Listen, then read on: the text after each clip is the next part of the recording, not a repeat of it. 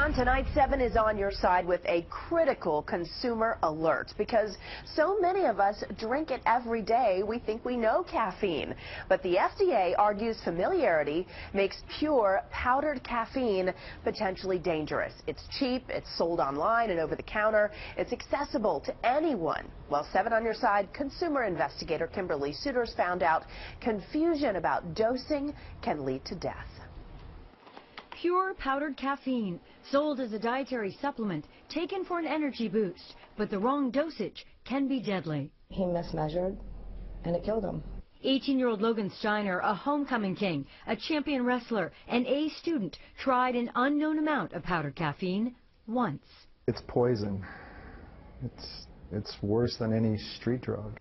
The parents of 24-year-old Wade Sweat said their son attempted to take the right dose. Conversion charts were pulled up on his phone where he was trying to figure out how much to take. Within minutes, Sweat went into cardiac arrest and a coma. After 11 days, his family disconnected the respirator. Trying to get something done about this lethal product so that nobody else's children get killed. The Steiners and Sweats behind a petition signed by thousands to ban powdered caffeine. Some manufacturers print dosage amounts and warnings.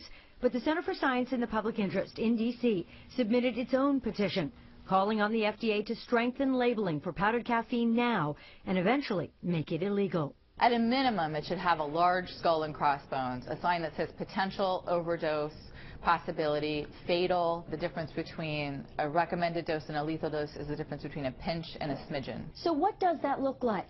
The recommended dose is just 1/16 of a teaspoon. A lethal dose, 2 teaspoons. And that's the caffeine equivalent of drinking 50 cups of coffee in one sitting. 7 on your side asked the FDA directly why it hasn't intervened more forcefully. The FDA can't just ban it outright today? No, we have no magic wand. I think it will shock consumers to hear there is a product that could kill you if you took 2 teaspoons of it, and we don't have a mechanism in place to stop it from being sold today. Consumers would be appropriately appalled at that. The FDA has issued a consumer advisory to avoid the product and is asking companies to voluntarily stop selling while it builds a case to force them to stop. But the burden of proof that a common ingredient is not safe is solely on the FDA. 2 teaspoons can kill you, and so this is inherently dangerous. The accidental overdose risk is just, in our minds, not worth taking. Banning powdered caffeine would be extreme, according to a defender of natural products. Look at the labeling, make sure they follow the labeling, and also talk to their physicians before they use any dietary supplement. But the grieving parents of 2 young men argue. It's too easy to make a mistake with. Hopefully this will light a fire. Kimberly Suiters, ABC 7 News.